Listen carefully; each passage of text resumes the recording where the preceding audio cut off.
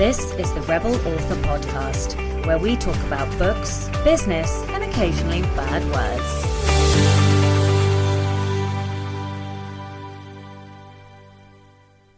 Hello, Rebels, and welcome to episode 59 of the Rebel Author Podcast. This week, I'm talking to Scott King all about how to write faster. Scott wrote a book in 5 days, and I don't just mean all of the writing. He did all of the outlining, all of the planning, all of the editing in 5 days. So this is a fascinating conversation. But first, to last week's question, which was, what character, book or movie dialogue do you like best? Bobby Ann Atwood said, I enjoy the quirky, fun dialogue of the Stephanie Plum series by Janet Ivanovich, especially Grandma Mazur. So I haven't heard of this series, so that is definitely something I will go and look up later on, because there's nothing better than getting a good recommendation, especially when somebody's loved like the dialogue or the characterization or the description or whatever. So thank you for that. Scott Kavanagh said, loved this episode. This is episode 58 with Jeff Elkins. Jeff is great to listen to, although your point about this being overwhelming for beginning writers is hit me hard too. You've got to think about plot, dialogue, setting, tone, etc., etc. Meanwhile, there is me trying to figure out what the character is doing with their fucking hands in a scene. My favourite book when it comes to dialogue has to be The Lies of Locke Lamora by Scott Lynch. The one-liners, put-downs and banter among the characters is hilarious. The TV show that comes to mind is Killing Eve. I love the dialogue between Eve and Constantine, as well as Carolyn and her kids. I have to say, I am a super mega fan of Villanelle and Eve and the whole Killing Eve TV show. I absolutely love the characterization, the character interplay, the dialogue.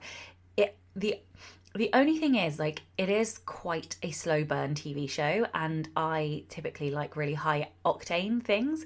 However, I think it is just the most exquisite depiction of a villain ever. It is spectacular.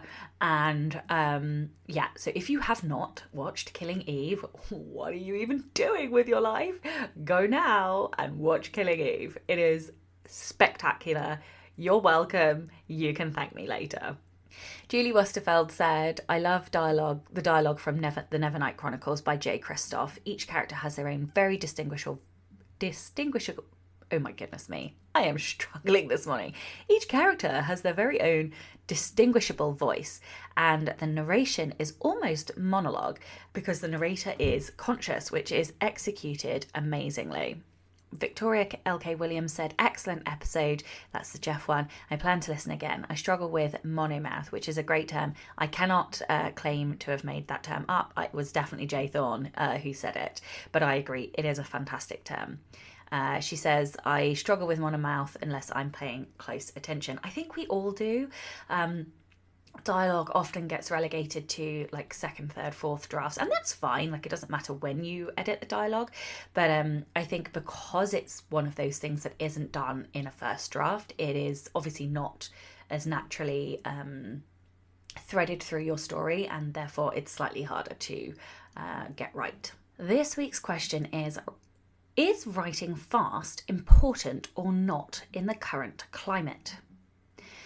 Okay, my book recommendation of the week this week is Dear Writer, Are You In? Burnout by Becca Syme. So I had this book delivered this week. I haven't read it yet, but I have heard very good things about it.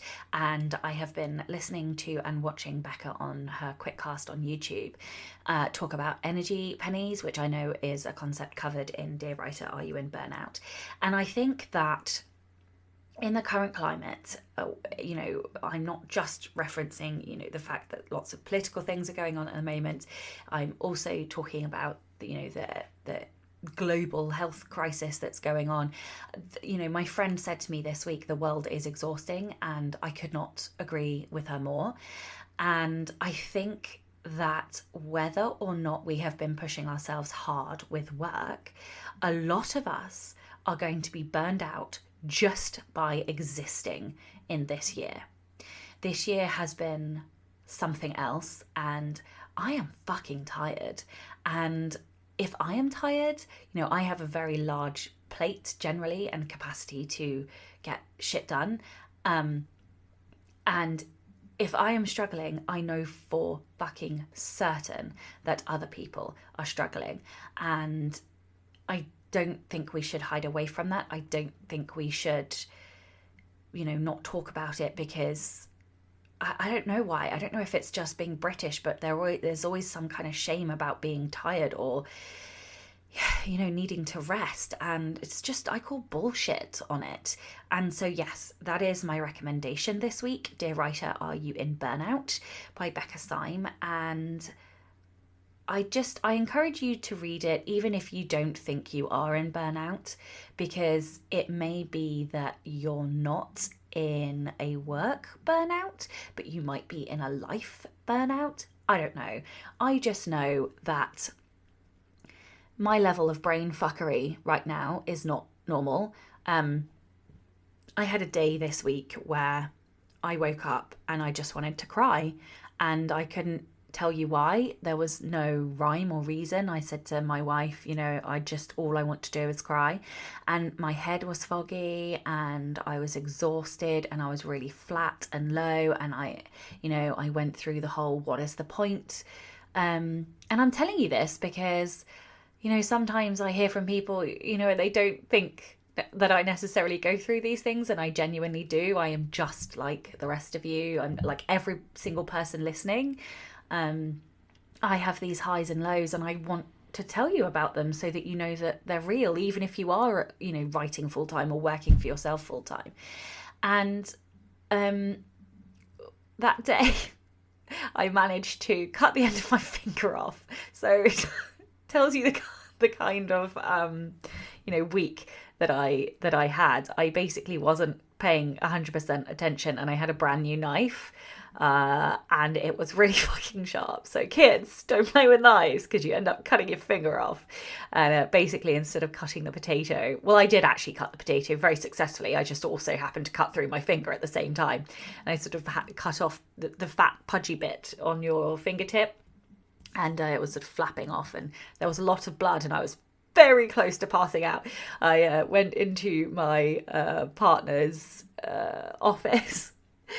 And she said that in the 12 years we've been together, she's never seen me so pale. And I don't remember saying it, but apparently I kept saying to her, I'm going. She was like, where the fuck are you going? And what I'd meant was that I was going to pass out, but I was so delirious with sort of, having created a crime scene in the kitchen that I didn't really know what I was saying. So anyway, there is my fun story for you of the week. Me being an absolute melon and trying to cut half my fingertip off. Anyway, suffice to say, I am absolutely fine, and hopefully you have seen on some kind of social media, because I have posted it, but the lovely nurses in the hospital gave me a very pale penis-shaped finger bandage. So there's been lots of banter this week about the fact that the lesbian has a penis-shaped finger this week. Anyway, moving on. What else is in my personal update? Yes, I spoke at Janet Murray's content marketing conference this week, and holy fucking shit. I have never been so humbled to have been asked to be a part of something. Janet's conference was out of this world. I have never seen production quality like that. I mean, it was exquisite. That, there was no detail she had left unthought of. I mean, honestly, if you aspire to run digital conferences, you need to go and get a ticket to one of Janet's conferences just to see the level of professionalism and quality given and to her attendees. You can actually still get a ticket even though the conference is over, because they've got replays and stuff. I think anyway, you have to go and check. But I also learnt so much, so I stayed for the second day, and it was fantastic. I learnt so much about content marketing and my plan. I had, you actually do some of the work in the sessions to plan your content marketing for next year. So I will definitely have to process and give you guys some lessons about that. What else? I have been working on Nanowrimo. So I am writing my next non-fiction book, which I didn't actually expect to do this year, but suffice to say I am. And the title of that book is, at the moment, it's tentatively 11 steps. That may change. I always reserve the right to change that because it always changes with the structure anyway. But the title is 11 Steps to Side Characters, How to Craft Supporting Roles with Intention, Purpose and Power. I am super excited about this book because it definitely feels like the conclusion to all of the character books that I've written. And it's great to pull some threads together and, cover lots of new topics that I haven't necessarily covered before. So yes, I can't wait to share this with you. I will start talking about it more and telling you more about it, once I get closer to completion. Oh, and I have also booked in the cover for that bad boy too. So it is full steam ahead for that. The other project that I'm supposed to be working on this month is Trey, which is the third book in my young adult series, and I'm supposed to be editing that. And I am editing it, but it's going slower than I would like because I'm also drafting, and apparently splitting your brain 3,000 ways is quite hard, especially with the world fuckery that's going on right now. So yes, it's a bit slower than I want it, but I'm hoping if I can clear some of the admin and stuff off my plate, then I might be able to get that closer to completion.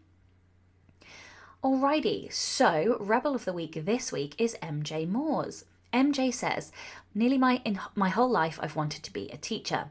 All through high school, I took courses I needed in order to fulfill this dream. Then I moved in with my father and his girlfriend in grade 11, and by grade 13, I was getting ready to apply to university for teaching when my father said, I'm not going to pay for you to become a teacher. Pick a new career. And that was the end of that. I didn't understand, and there was nothing I could do. I picked broadcasting journalism only because I wanted to write, but I hated current events. By the end of my first year of college, I was making top grades in most of my courses, not economics though, but all around me, my peers were so dedicated to having this be their career, and many were struggling to make the grade. I was coasting and had absolutely no want to pursue this career. So I decided I'd work as well as go to school, and I'd apply for university and be a teacher because that's what I wanted to do anyway. It was who I was. And I tell you, at 18, standing up to my father and telling him I was going to follow the career of my heart was the absolute hardest thing I ever did.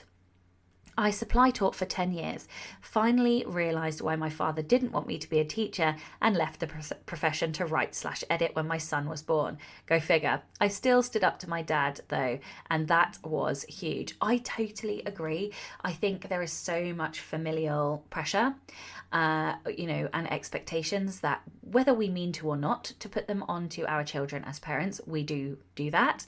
And yeah, it is extremely hard to stand up to somebody who loves and cares for you.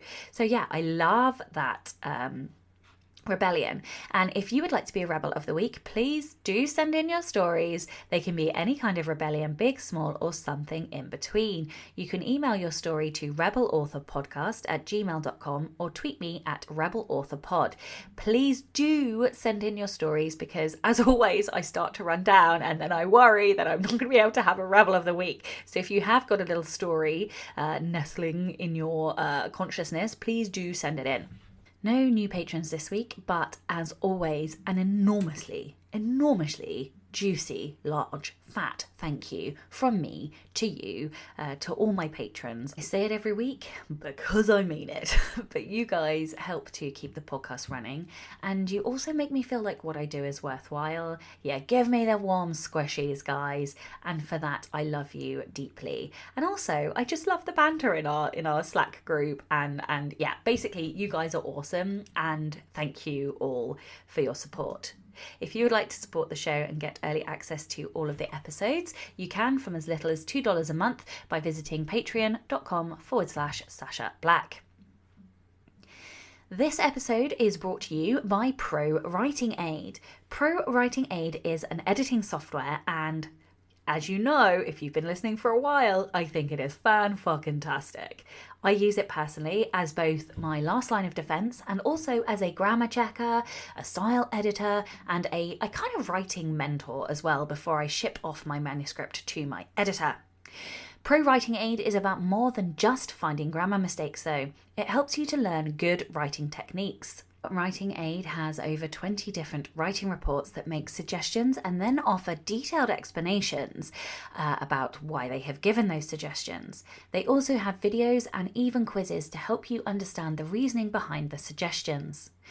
Writing grammatically perfect can be great, obviously, but it can also feel awkward and clumsy. Pro Writing Aid searches out elements like repetitiveness, vague wording, sentence length variation, overdependence on adverbs, passive voice, overcomplicated sentence construction, and so much more. Now, of course, Pro Writing Aid will never replace a human editor, but that's not the point of it. It helps you self-edit to a deeper level, so that when you do send off your manuscript to an editor, they will be able to focus on the meat of your writing and not spend their time fixing basic writing issues. If you'd like to find out more about Pro Writing Aid, I will drop links in the show notes. Hello and welcome to the Rebel Author podcast. Today I'm joined by Scott King. Scott is an international best-selling author. He was born in Washington, D.C. and raised in Ocean City, Maryland. He received his undergraduate degree in film from Towson University and his MFA in film from American University. Until moving to follow his wife's career, King worked as a college professor teaching photography, digital arts, and writing-related classes. He now works full-time as an author. King's non-fiction books are a way for him to get back that feeling of teaching a class, while his fiction books are his way of having fun. Welcome to the show. Howdy. Thank you so much for joining me. And I'm sorry for the chaos at the beginning of the show. Like all of that will get edited out. But yeah, thank you so much for joining me. And just talk, before we dive into it, talk me through your background. Are they all graphic novels behind you? Behind me, yes, those are graphic novels. And then which camera? Is it this camera? Yeah. Then no, it's this camera. Okay, so, and then I have graphic novels almost to the ceiling. Then there's my books. And then over there, there's more of my books and then all the fiction books I have. Oh, wow, that is spectacular. So for listeners, Scott has a gigantic sort of two-walled back-to-back bookcase. For anyone who has seen my on some of my lives, sort of in a similar vein to the bookcase that I have behind me. I love that you have so many graphic novels. I have read a few graphic novels, but mostly I read fiction. But I like Kieran Gillen. Mm-hmm. Yeah. Who writes the Wicked Divine and the Die volumes. Yeah, I've loved those. But yeah, anyway, random tangent. So tell everyone a little bit more about you and your writing journey and how you got to where you are today. It probably all started, I guess, back in high school. They filmed a movie called Runaway Bride in my hometown. And at the time, I was a reporter for the high school paper. I managed to get into the special town meeting that was all production people and business owners. And I wasn't supposed to cover the article for the paper, but like I wanted to. So I used connections and got in. And when it was my chance to ask questions, everyone was like, because the media was like, you know, who's going to be in it? How much does it cost? And all that kind of stuff. My questions were like, well, are businesses going to have to close? Is this going to impact school bus routes? And I was asking more about how was the movie filming process going to affect or impact the community. The next day, my principal got a phone call and they wanted to hire me. And I got hired to work on the movie as a PA. I worked with locations. I was basically the go-between for all the local businesses and the movie people. No way. And that was kind of like my window into, oh, this is how movies are made. So I worked on Runaway Bride, and then I worked on Tuck Everlasting when I was in high school. I went to college for film, worked on a bunch of other movies as PA. And the big plan was to move to LA. My dad got sick, and it was one of those things where it's like, well, what do you do? And I did the thing where I moved home and took care of him and all that kind of stuff. And at that point, it was just a hard choice, because what do you do? And I kind of got into comics and writing graphic novels, and I had a few published. But as much as I love comics and I love still reading comics, comics are a lot of work, and drawing Mm. takes a really, really long time. And I quickly realized that I could write a book in a short amount of time and it can be published really, really quick. Like we're talking, a month most turnaround for not just the writing, but, getting the covers, setting up the launch and that kind of stuff, versus a graphic novel, which could take 1 to 2 years easy, because you're working with not just the script, but then you have someone doing pencils, someone doing inks, someone doing colors, and then you have to print, which takes forever. And it's just a long, long process. So I kind of stumbled into writing novels just because movies were taken away from me, and then comics just took too long, and novels were like, hey, I can make this work, and I kind of enjoy it. That's amazing. So did you do the drawing as well for the graphic novels, or were you scripting for them? Yeah, no, not at all. I did the script, and so my scripts, because there's not a set way these things are done in graphic novels or even comics. It's kind of like whatever the publisher or the team has worked out. For me, my script breakdowns are like, I guess, very almost like screenplay like. So it's like panel 1, this happens and here's the dialogue. Panel 2, this happens and here's the dialogue. So that way my artist had a very clear description of like, okay, the frame is going to be like this character is making this expression or whatever, and then took it from there. I love that. I would love to get like a behind the scenes in the. I know some of the graphic novels do have like early drawings and stuff in the backs and like some of that stuff. But I find the whole, like the process of creation really interesting, especially because it's like a marriage of. It's like a collaboration, because it's a marriage of whatever is in the writer's like head, plus trying to actually put that into a visual medium. So yeah, I find it very interesting. Okay, so we're here to talk about you sort of alluded to the fact there that writing books are a lot faster, and I sort of raised an eyebrow because I'm not sure that's been my personal experience. But yeah, we are here to talk about writing fast. You wrote a whole book in 5 days, and you also have a non-fiction book called The 5-Day Novel. So like, first up, what the fuck? And secondly, tell me all your secrets. Because like how did you do that? How did I do it? You just kind of do it. I don't know. It's more about making sure that everything going on in your life is stable, so that it allows you the time to focus and get the writing done. It seems to be that, I mean, I've been in self-publishing for, gosh, I guess like 7 years now. So I've met a lot of people. I even have now a lot of friends that are traditionally published. And it seems very consistent across the board that if you want to write, you kind of have to have all the other distractions out of the way so you can write. And sometimes they're silly things. Sometimes it's like laundry, grocery shopping, cooking. Sometimes they're big things like health or another job you need to have to pay the bills. But if you want to write, you just have to make the writing a priority and juggle all the other chaos so you can actually do the writing. Yeah, and distractions are like in this day and age horrendous, and I think that our whole life is distractions and notifications and emails. And I think individually each of us has a different set of distractions, like not just, I don't mean that just physically a different set of distractions, but even like mentally. For example, emails are a huge distraction for me. I find having an inbox of over, like 50 is mental pressure, and that then becomes a distraction and a feeling that I should be doing that rather than writing. Whereas realistically, I should always be writing. I shouldn't fuck the emails, But yeah, so I find that really interesting. Okay, so you talk about mindset in terms of being able to write quickly. So what do you think are the most important mindset factors in being able to write fast? The most important thing is, like we just said, is you need to clear out all the other chaos in your life so you can make writing a priority. The next step is probably you need to make sure this is something you actually want, because if you're going to make it a priority, make sure you really want it and not just one of those things you fantasize about. Because how many people have you met who are like, hey, I really want to do this thing and I really want to write, versus the people who actually are out there doing the writing? And so much of writing fast is romanticized in our community.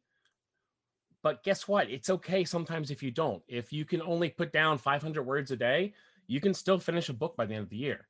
And if Yeah. you are lucky enough to have a lifestyle where you can write more, it just means that you're going to write faster if possible. But the goal at the end of the day is to write and put words on the page. And it's okay if you can't do that at a faster pace. It's figuring out what works for you and your lifestyle. And just make it a priority. Make sure that you want this, that you are doing this, and know that there are limitations on the life you have, and it's okay if you can't do more. Yeah, absolutely. Yeah, I do feel like certainly in the last maybe 2 or 3 years, being able to write a book a month is like the thing. And if you can't do that, then like almost like you failed, which is utterly ridiculous, because for Yeah. every 12 book a year author I know that's earning 100 grand a year or whatever, 6 figures, I know exactly the same amount of authors who are doing 1 or 2 or 3 books a year and still earning 100 grand a year. And I think that is the beauty of this industry, is that there is no one path to being a full-time author, or yeah. So I completely agree. What mistakes do you see writers making when trying to write fast? I think people put a lot of pressure on getting the writing done fast. Is that itself is the problem. Um, it's they think they have to get this thing done. It has to get done this time. If they don't get it done this time, they're a failure. Just like 15 minutes ago before we got on, I saw someone in the Facebook group was saying that they felt really guilty because they didn't write at all yesterday. And that, they were crying last night as they were going to bed because they realized they just didn't write. And it's like, come on, this is 2020. Like cut yourself some slack. Self-care is important too. If you aren't in a proper emotional state, in a proper mental state, how are you going to write? Because you can't. You have too much going on that you aren't able to focus. You aren't able to go literally into another world or into other characters' heads. And it's okay if you take a day off. It's okay if you take a week off. So the first thing you have to do is just make sure you give yourself permission to adjust and be flexible and take care of yourself. Because if you aren't taking care of yourself, you're not going to be able to write. Yeah, and I love that for so many reasons. And Elizabeth Gilbert says this thing, I think it's Elizabeth Gilbert. She says that she never wants her words to have to pay the bills. And when you become an indie author, you get in this very interesting state where creatively you then must be creative, and that's really difficult, and it's a lot of pressure. And I was talking to one of my friends, funnily enough, last night, and so my business is like multifaceted. So I have nonfiction and I have fiction. And my nonfiction, I have courses, I do consulting, I do speaking. So my nonfiction is my primary business. My nonfiction pays my mortgage, it pays my bills, but what that does is it frees me up to write the fiction that I want at the pace that I want. And I would like to write my fiction faster. I would like to write it faster than I'm writing it. But also I know that I don't want to write a book a month, because I think I'd burn out really fast. I'd like to write like 3, and I'm not doing that. So I know I want to write faster. But yeah, I think you have to get to grips with what you actually want and what your motivations are. And I know that I think I would feel too much pressure if I had to rely solely on fictional words. But yeah, that doesn't mean I don't want them to earn. I still need them to earn. I still want them to earn, but just I don't want the pressure. Genre probably plays a big part of that too, because you figure, I cranked out a political thriller set in modern day in 5 days, but that's because it was locations that I grew up with and knew very well. It was set in a political climate I knew very well. It was all things that were very easy to create and put on the page. Versus when I wrote my first book, my epic fantasy, even when I wrote book 2, they both took either 5 or 6 months, but that's talking 50,000 word novel versus 200,000 word novel. So what you're writing is also going to impact how long it's going to take you to write it, because of the amount of work it takes to put it on the page. Yeah, and do you think, even not necessarily genre, but just books? So like, for example, I've had books. So my first book, well, each draft probably only took 4 or 5 months, but to Hmm. get the first ever fictional book to publication took me 5 years. Then the second book I wrote, drafted, edited, and published within 6. So the whole process was done in 6 months. The third book I started 2 years ago. you know and so, like, it is now done, and I'm now editing it. And funnily enough, I wrote the third and fourth book, and both of them now will come out within a month of each other, because the fourth book was much shorter. It was a novella, but still, it just vomited on the page. So I do wonder if there's actually, like, I know people probably think I'm mad for saying that stories are sentient, but I swear, like, some stories just have an attitude problem, and, like, don't want to get on the or they're overly complicated or whatever. So I find, like, sometimes I have to pull stories, some stories more, and some stories just come out on the page.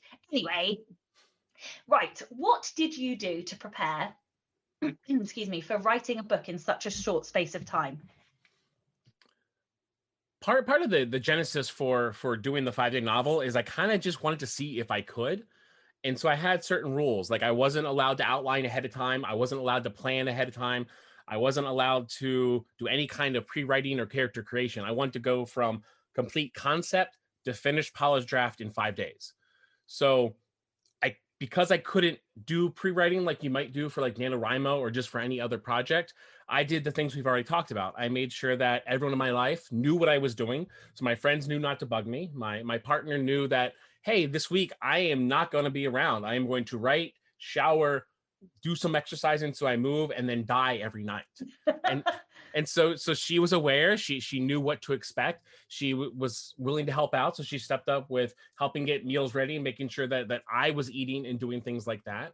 Um, I did as much as fruit prep as I could before I did the writing, so that we just pulled things out of the freezer or fridge and just reheated them as opposed to cooking. I made sure the house was clean, there was no laundry or things like that to do, that the grass was cut, that nothing would come and distract me, just so I could just focus on doing the writing. I also made sure that I had a place that felt not really like a safe place, but just a distraction-free zone. Like, this is my Mm. writing spot. This is where I go to be in this mental mindset, and I can focus and work while I'm in that one place, which just helps separate. Because you're an indie author. You know what it's like to be at home. It's like, well, I want to write, but then I have these emails, but then I got to deal with my Facebook ads, and oh god, the AMS ads are going crazy right now, and oh, I forgot to send that BookBub application in, and it's always a lot going on at once. So Mm-hmm. at least for me, it helps to say, hey, this is my writing place, and this is where I do the publishing business work. And that separation lets me focus a lot more when I'm doing the writing. So having that set up really helped me maximize the writing process. Do you have a different desk, or like a different profile on your computer? Or, like, when you say the separation, is it just mental or is it physical as well? Pre-COVID, when I'm just doing my normal writing, not like 5 days writing, but just normal writing, I wake up in the morning. When my partner goes to work, I leave and go to the coffee shop. And then I'm there for 3 to 4 hours. I do the writing, I come home, and then it's like, oh, now I can do all the other work things. Yeah. Now that's not possible. So what I've done in the past year is I set up my laptop. I have a really big desk. So I set my laptop on the other side of the desk, or I go to the dining room, and that's my area where I work, and I kind of pretend I'm in a coffee shop. I know that's really Mm-hmm. dorky, but hey, it lets me write. And whatever you can do to help you write and write more, it's okay, even if it's embarrassing. There's Yeah, there's no shame in writing. no, there is not. I even have gone and sat in my car, parked on my drive, just because I needed silence, and I was just Right. like, I'm Mhm. out. Peace out, guys. I'm out for an hour. Like, deal. You can deal with yourselves. And that's okay. Like, it's okay. You Yeah. got to do what you have to do to be able to write. And that's what we are talking about earlier when I said you need to make writing a priority. That's the kind of thing. You needed that hour or whatever amount of time to sit and focus. And you had to take the extra step of going to your car just so you can have that. And that's what it means to be a writer. It's making the writing a priority. Absolutely. I could not agree with you more. All right. So, for those people that struggle with outlining, what advice do you have to help them build more structure in advance of starting? So, like, yeah, okay, let's start there, and then I'll ask you a secondary question. Um, I would say that there's a lot of online disagreement, even in person, I guess, too, because I've gone to conferences where people debate whether are you a pantser or an outliner. And that most people I know aren't the extremes of one or the other. They're somewhere in the middle. Mm. And even if you are normally maybe more pantsy, that sometimes you might have a project that comes along where you end up more outlining. And that's okay. There is no right, set, hard way to write. It's whatever works best for you. So when people are talking about outlining and how to outline and how to better outline, I think the first thing you have to acknowledge is, what do you need as a writer to be able to tell the story you want to tell? And so, like, if we're talking about the 5-day novel, the whole purpose of the book isn't to teach the reader how to write a book in 5 days. It's saying, hey, this is what I did and the steps I took to write one in 5 days. Take these things, apply it to your life where they're going to work, and just maximize your own process to however it fits. So in my other book, Outline Your Novel, I'm not saying, hey, this is the one set solid way to do an outline. It's like, hey, these are all the tools you can use to do an outline. For whatever project you're working on, pick the ones you want and apply them as needed. And don't feel pressured that you have to do it this way, because that's never going to work, because writers are different. We all think different. We all have different lives. And just make sure that you are using a process that works for you and what you're trying to achieve. When going into actually outlining, you have to know a few things. So one of the things I used to do when working with students is something I called a story pitch. And I have a whole separate book about story pitch, but it's covered in Outline Your Novel. So if you pick up that, it's fine to read there. But basically, I had students, and students, they struggle, especially when they're trying to write something for the first time, whether it's a novel or a screenplay. And to them, it's a big daunting task, because they've never done it. They've never tried to put that many words on the page or to have a story connect or characters interact. And it is huge and daunting.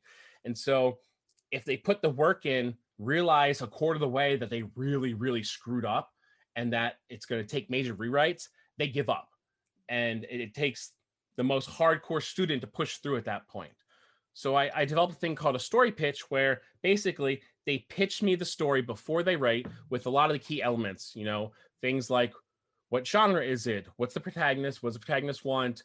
What's the thing getting in their way? What is the character arc? What is the structure going to be? All those kind of things kind of wrapped into a basic 2 to 3 sentence pitch. And having them pitch it to me was just a way to kind of test and make sure they thought more about the story they wanted to tell. It's not like, hey, you have to have these things to achieve what you want. It's more like just the process of thinking ahead was able to get them started enough. So I always tell people to start with a very simple core pitch. And then if you need more before you start writing, then maybe you move on to doing a beat sheet where you start looking more at the structure and those kind of things. If you want more from there, then maybe you can do a sequence outline. If you still need more, then maybe you can do a scene list. If you still need more, then maybe you need a full scene outline with what characters in each scene and what's the structure of each scene. Do I do those for every book I write? No. I almost never do a full scene outline. But these are tools that sometimes you hit a problem when you're a writer, that if you can pull them out when needed, they do work. Yeah, absolutely. So I tend to have this irritating process, because I'm definitely one of those writers that's somewhere in the middle. I'm definitely able to do some outlining, but then I hit this point where I'm like, I don't know anything else. And there are these giant blank holes. Now, I do know core things at this point. So I know, the ending. I almost always write the ending first. And then I go back and write the beginning, and then I rewrite the beginning 8 times until it's right. And I'll know, the flaw and the big conflict, and I'll know like maybe 5 very key scenes scattered throughout the book. But I can't ever get this, how you do like the inciting incident, the plot twist, all of this stuff. You have like the 20 points in the story outline. I can never get all of those before I start. So for authors who draw blanks when trying to outline, but have done, I guess, some part, or at least attempted to do an outline, what tips do you have to help them fill the holes? Like, how do you fill the blanks before you start? From what I've seen with a lot of writers, is that a lot of people who struggle with filling the blanks ahead of time, it means that they just don't know their characters or the world well enough to be able to fill the blanks. And that a lot of times those type of writers need to actually write, get into the characters' heads before they know them and understand them enough to be able to fill those blanks.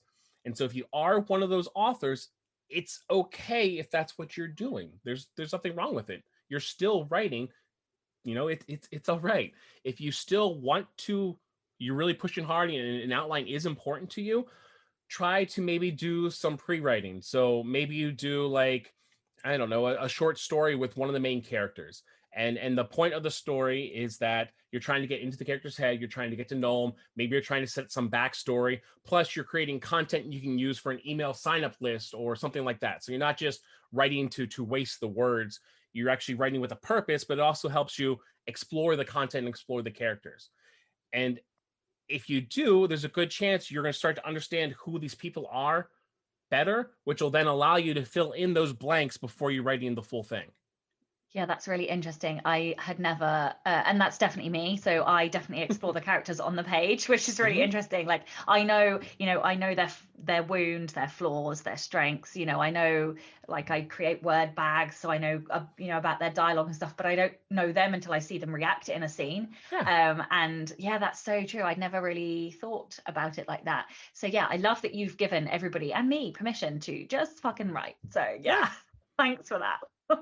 But the only wrong way to write is just to never write and not write at all. So again, do what works best for you.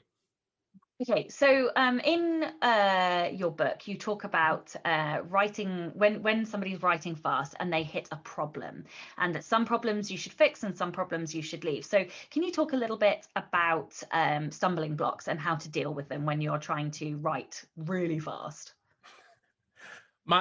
My advice normally, if you hit a problem when you're writing, and problems are going to come out because you can't pre-plan everything. Sometimes you're going to get to know your characters better, and your characters are going to be jerks, and they're going to do something completely different. And you realize, well, crap, that makes sense, and that's better than what I had planned. And now I had to do this thing, and now I'm way off outline. What do I do?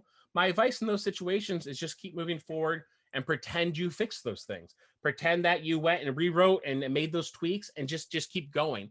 And the reason I suggest that is because momentum matters, and you can get in a very vicious loop of going back and fixing things and fixing things and fixing things and never going forward again. That happens more with new writers, I feel, than more experienced.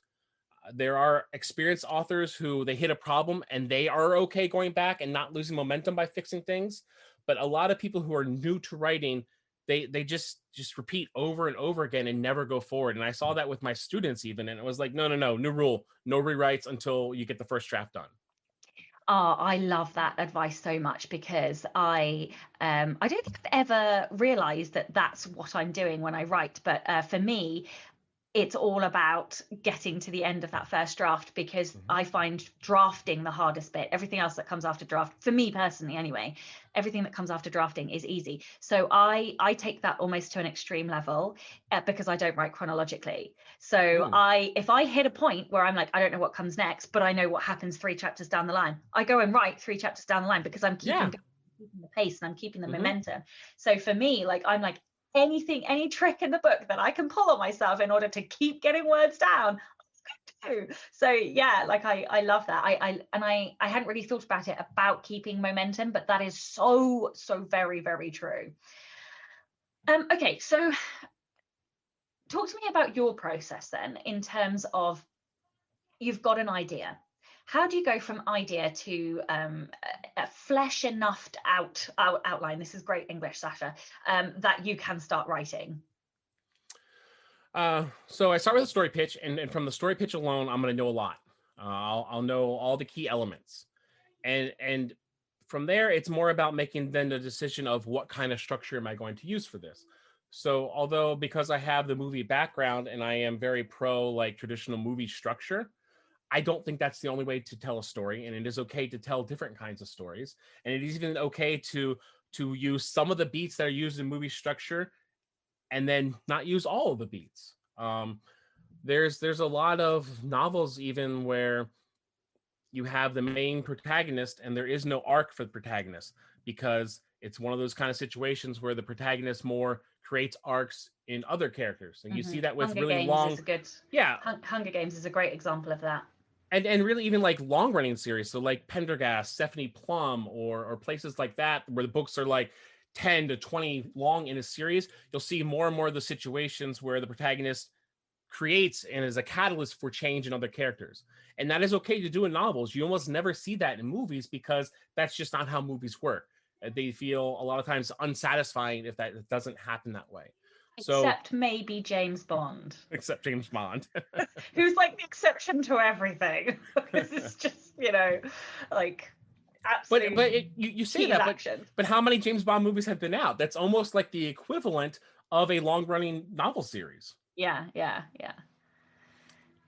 So just figure out, what kind of structure you want, apply that to the basic premise you have, and then right there you should have a clear synopsis of at least the beginning, the middle, the end, key points that happen, like, what are the really bad things that are going to happen. What, when you get to end of Act 2, is there a big breakup? Is there a death? Is what's the big bad thing, the rock bottom? And once you know those points, it's really easy to start filling in the gaps between them. Okay, I'm going to throw you one last question, which I didn't Okay. prepare you for, before I ask the ultimate question on this show. Mhm. But what have you taken, or what have you learned from your time in film and in movie that you have brought into your novel writing? Oh boy. I would say that the biggest thing I learned is that I can write, which I know it sounds weird, but I've always loved reading, but I'm dyslexic. And so I Mhm. never thought I could be an author. I think working in the film industry and then dabbling in the comics taught me that even as someone who is dyslexic, I can still tell stories. It just means I might have more beta readers and proofreaders and pay my editors really well than someone else, but that I am still capable of it. And I think that's probably a lesson that a lot of people can take. Even if you're not talking about being dyslexic, a lot of people maybe have something they really want to tell and something they really want to write and don't think they're good enough. But if that person never takes the time to write that thing that is important, it'll never get written. And so the most important thing I learned from the other industries is that just write, just tell the story you want to tell, and it is okay if it's not good or perfect, or if it is flawed, or if 10 years down the road you're a way better writer, because it's all a journey. There is no perfect author. There is no one who can put prose to the page and it is just magically beautiful and wonderful. It takes work. Writing is work, and it's all right. Yeah, oh, I love that so much, and that's a concept, the journey, and having books out there that are not the best books. From my first fiction book is not my best fiction work, but I'm trying to embrace that, and the fact that I have physical, tangible things that actually show my journey, and I will be able to, when I write my next book, I know I've developed my prose in particular, but so much that you will be able to see a physical difference in these things that we have created and that we can hold. And yeah, I think it's wonderful that we are putting things into the world that show that anybody can do this and anybody can get better if you just stay consistent. So yeah, I love that. What a lovely message to end the show on. We are both in a story bundle together for National Novel Writing Month. So I've probably spoken about it before, but would you like to just give your slant on the story bundle and tell everyone like where they can find it and why they might maybe want to download it? I don't know the link off the top of my head, but your fancy podcast, I'm sure, has Story one in the bundle. description. Oh, Yeah, okay, sorry. Story bundle / Nano. Story bundle / Nano is where you want to go. And if you go there, there's a whole bunch of books. I think it's like $150 worth of books plus a class, all for the low price of $20. My book, 5-Day Novel, is there. I think you have 2 books there, don't you? I do, yeah. Yeah. I don't quite know how that happened, but I have the heroes book and the villains book. I think it's because Kevin liked the fact it was like a combo of like the 2 flip sides. So yeah, so you guys ought to go and download it and go and find out more about it and find out more about Scott's book. And yeah. And even if you're not doing Nano, there's still a great bundle of books that cover a variety of topics that it's worth checking out. Absolutely. I couldn't agree more. And also the class, which is super relevant for right now, because it talks about keeping a business running in shitstorms like 2020. Oh, yeah. So yeah, go and check it out. Okay, this is the Rebel Author podcast. Tell us about a time you unleashed your inner rebel. All right, so I'm going to mention not necessarily a specific time, but more like a time where I learned it was okay, that it's okay to be a rebel. So I grew up with a sick parent. My dad was sick chronically all through high school. He got really bad when I was in college, which meant tons and tons of hospital trips, whether it's calling 911, whether it was Christmas in ICU units and things like that. So I was just always around hospitals. And when you're around a hospital a lot, there are certain rules, and people are normally very, very respectful to those rules. But when you're in a hospital that much, sometimes the rules are just ridiculous. Things like, your dad might die tonight. You're not allowed to be in there because it's past visiting hours. So I learned at a very young age that when you're in a hospital, if you just walk around like you know where you're supposed to be or where you're going, people leave you alone, even if it's against like visiting hours and things like that. So I would say that time span in my life taught me that if you just act like you know what you're doing and just present, people leave you alone. Oh my goodness, I absolutely love that story. And I'm going to tell you why I love that story. Okay. So I have a wife and we have a child. And after I gave birth, they asked my wife to leave. And they said, this is a unit for mums only. And she was like, yeah. And they were like, oh, no, but this is a unit for mums. And she was like, yes, I'm a mother.